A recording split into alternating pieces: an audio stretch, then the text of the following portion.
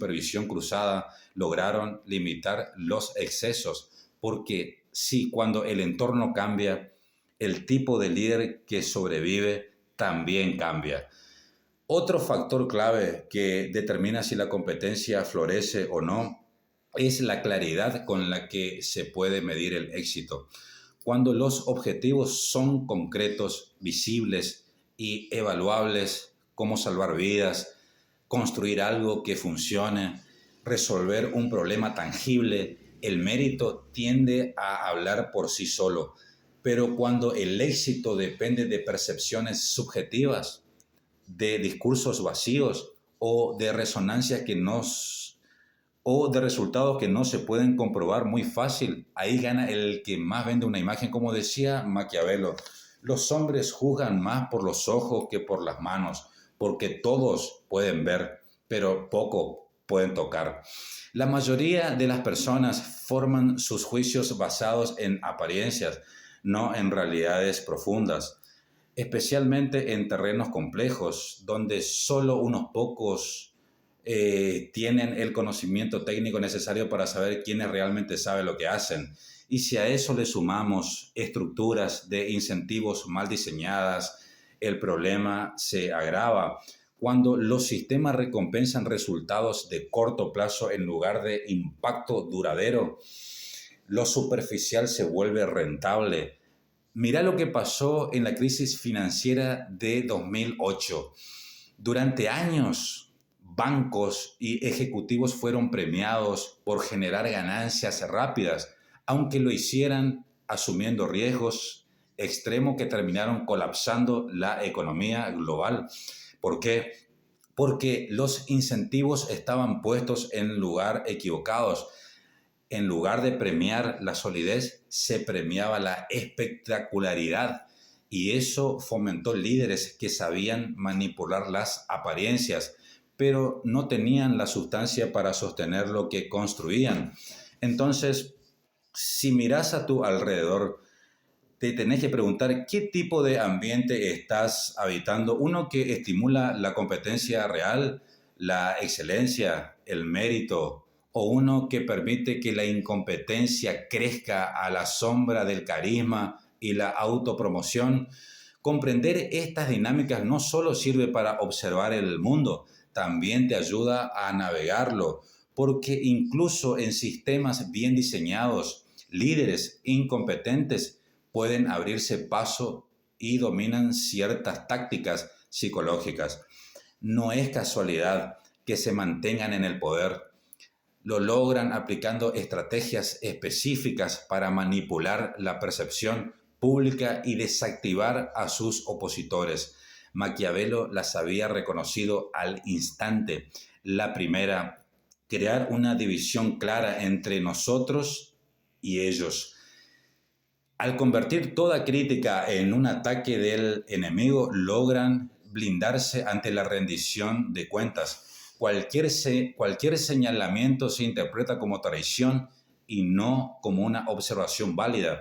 Esto no solo protege al líder, también fortalece el vínculo emocional de sus seguidores. En psicología, esto se llama fusión de identidad. Cuando la figura del líder se funde con la identidad colectiva del grupo, cuestionarlo se siente como un ataque personal. Y cuando eso pasa, la razón ya no importa. Piensa en líderes de culto como Jim Jones o en figuras autoritarias modernas que usan exactamente la misma fórmula. En Malasia, el ex primer ministro Najib Razak explotó divisiones étnicas para mantenerse en el poder, incluso en medio de escándalos de corrupción. En Brasil, la polarización bajo Bolsonaro mostró cómo la identidad tribal puede volverse más fuerte que los hechos. Pero no se detienen ahí. Una segunda táctica fundamental es el uso del caos informativo. Generan crisis constantes, polémicas interminables, indignaciones nuevas cada semana. El objetivo, saturarte, llenarte de tanto ruido que ya no tengas energía para analizar nada. Cuando todo es urgente, nada es importante. Y en medio de ese bombardeo emocional, el pensamiento crítico se disuelve. No hay espacio para organizar resistencia ni para reflexionar con calma. Solo queda reaccionar, sobrevivir, seguir la voz que grita más fuerte. La tercera táctica es aún más peligrosa: el doble pensar, un concepto que George Orwell popularizó para escribir la capacidad de sostener dos ideas contradictorias al mismo tiempo y actuar como si ambas fueran verdad. Los líderes incompetentes dominan esta técnica, cambian de postura sin dar explicaciones, reescriben su propia historia, niegan lo que dijeron ayer y sus seguidores atrapados en esa fusión emocional aceptan todo sin cuestionar. En un ambiente así, la verdad se vuelve líquida, subjetiva, moldeable. La responsabilidad se diluye y la memoria colectiva se descompone.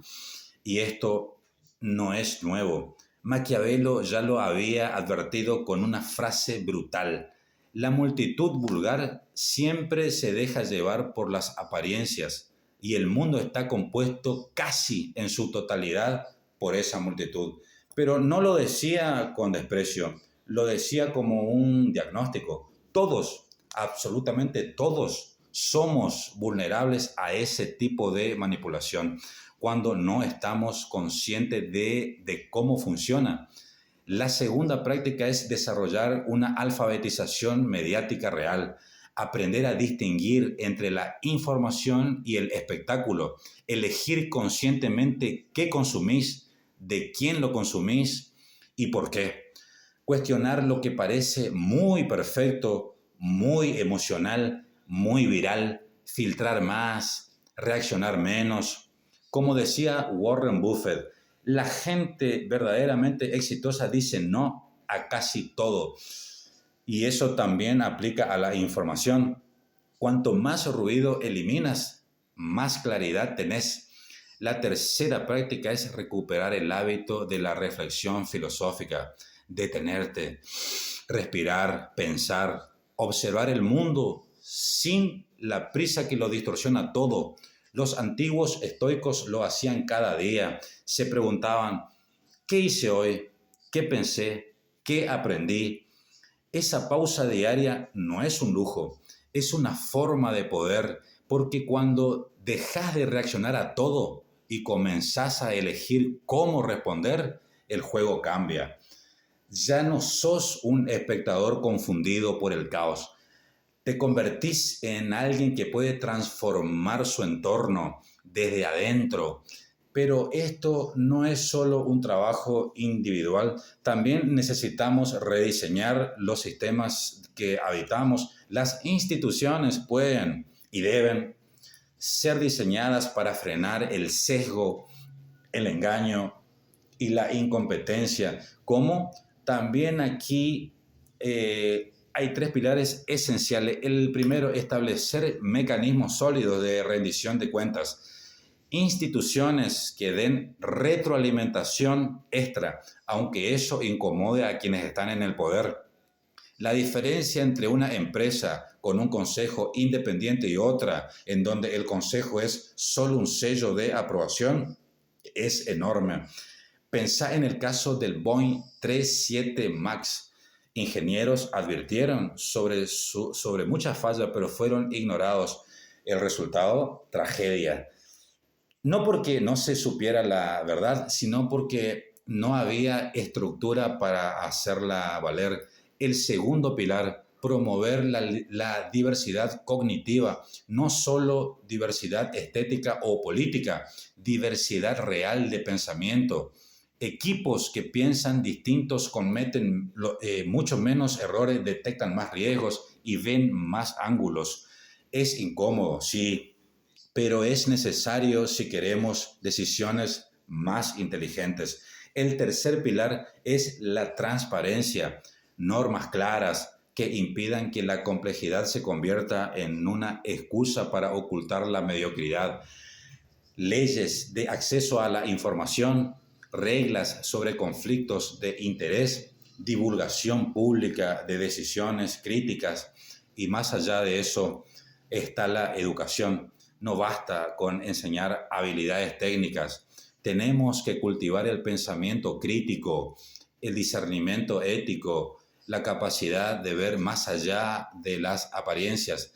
Atenas fundó la academia, Florencia la alimentó el humanismo y las grandes civilizaciones no solo producen conocimiento, también cultivan sabiduría. Así que ahora la pregunta es, en tu comunidad, ¿qué protecciones existen? ¿Cuáles hacen falta?